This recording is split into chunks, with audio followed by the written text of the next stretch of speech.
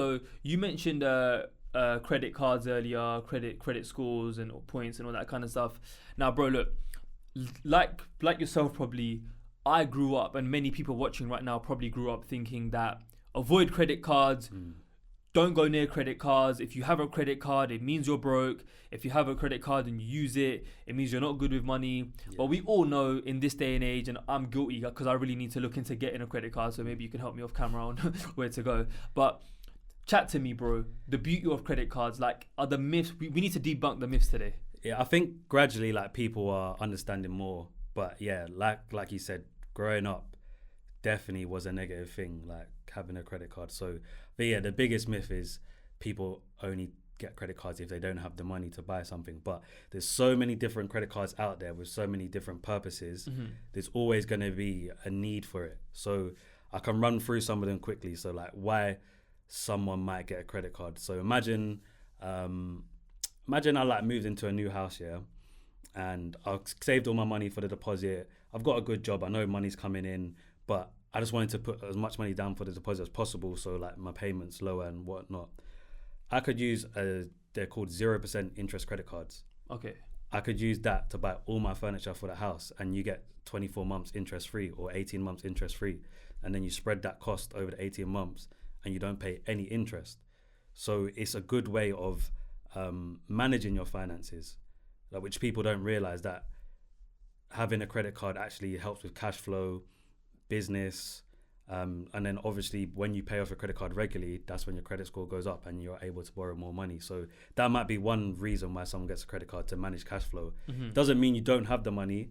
It means you're able to save in other places. By putting more money down from your deposit, you've actually saved more money because you use that credit card. Got you. So essentially you're saying that not everything needs to be spent in cash, and you don't need to pay 100%. Yeah, so credit is a currency. Like, not everything has to be in cash. So me now, I use my credit card all the time. Like, I wouldn't advise this to people now if you're not built up your credit. But I use my credit card for holidays, and people will automatically think, well, why are you buying holidays you can't afford? I've got so many credit cards, and my credit, because I've been building my credit for ages, I've got basically unlimited credit. So I'll put a holiday on my credit card, and then it might say it costs £500.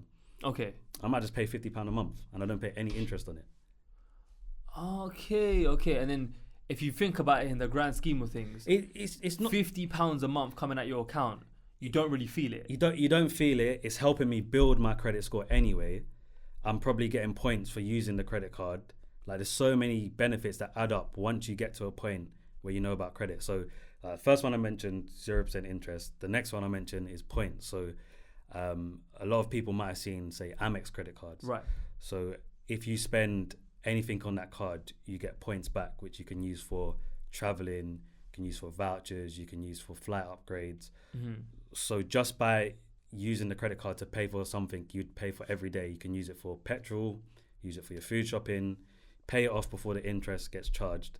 And now at the end of the year, you might be able to afford a first class ticket. You might be able to afford a hotel upgrade. Like, it's so many benefits to credit cards. Where's even for me, bro, where's a good place to start doing research about the right credit card for you?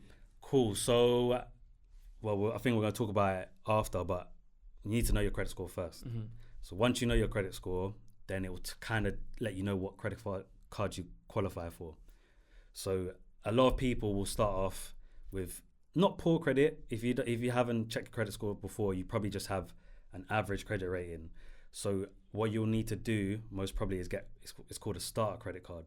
So they give it to people with lower credit scores, and they basically tell you to use it to build your credit score. So they might give you a £200 credit limit, keep using it every month to buy your food and your petrol, pay it off, and then it builds your credit. So starter credit cards are where to start off with, and you can find them on price comparison sites normally. So like Money Supermarket.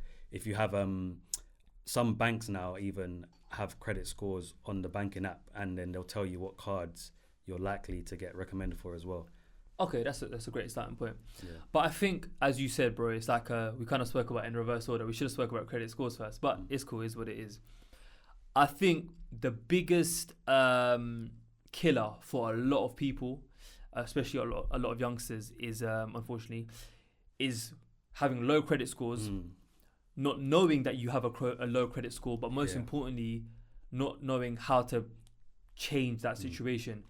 Bro, credit scores, man, I feel they're so important. Chat to me, man. Like, how do we tackle this issue? Because I feel a lot of people go through it. I think a lot of people bury their head in the sand. So first thing is to sign up to the website. It's free. Most of them are free. You could go online now. You'll find 5 ones that are free. Some banks offer free credit reports as well. So sign up to a credit reporting website is the first step. Then if you see it's low, most times it's not low because you've done something wrong. It's because they don't have anything to go by.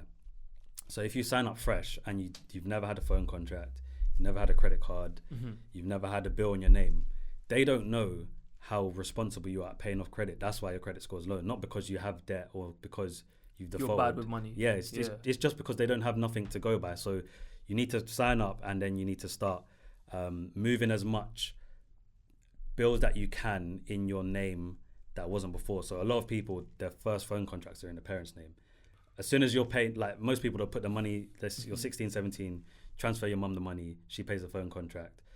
Once you hit 16, 17, 18, ask your mum, can I put it in my name now? And that's going to help you with your credit score. Just having something like that is an easy one at the start. Next, register on the electoral roll. So if you don't know what it is, basically registering to vote. So once you have that, then they have some more of your details, like your address. They can access your utility suppliers, stuff like that, and that helps them kind of check where your credit is at. So as soon as you sign up for that, your credit score is going to go up as well. There's loads of little things you can do if you don't want a credit card. Like a lot of people, it takes them a while to get used to credit cards, so they might just want a debit card first. You can actually link that on some of the websites like Experian. It's called Experian Boost. You can link your bank account, which just looks at your debit card, and that boosts your credit score as well. So that's an easy, free one to do straight away. Okay, I love that. The reason why I really wanted to speak about credit scores is because I feel that, like you said, bro, I think you hit the nail on the head about a lot of people do, bury their head in the sands.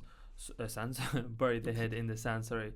Sorry, there's something I wanted to add on to that. Sure, go for it. But with burying your head in the sand, a lot of younger people come up to me or message me about they've done something to do with fraud in the past, and now they've got a marker on their account, and that obviously affects their credit score. So there's things, don't bury your head in the sand about that. There's things you can do. If your account has got, people call it blacklisted, if you've been involved in fraud, if you can't open up bank accounts, there's still ways to appeal it. So it's called, I think it's CIFAS marker.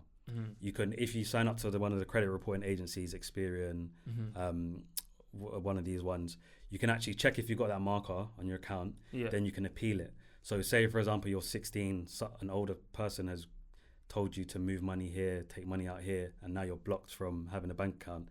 You can appeal it, tell them you was underage, someone's manipulated you to do it, and you can try to get it wiped off your account. It's not always going to work, but it's better than burying your head in the sand. So yeah, there's things you can do, even if like someone's done fraud in your account. You can. It's worth taking the shot. It's worth taking the risk. It's you've got nothing to lose. It's going to take 5-6 years to come off your credit file anyway. So you might as well try and get out of the way early. Yeah.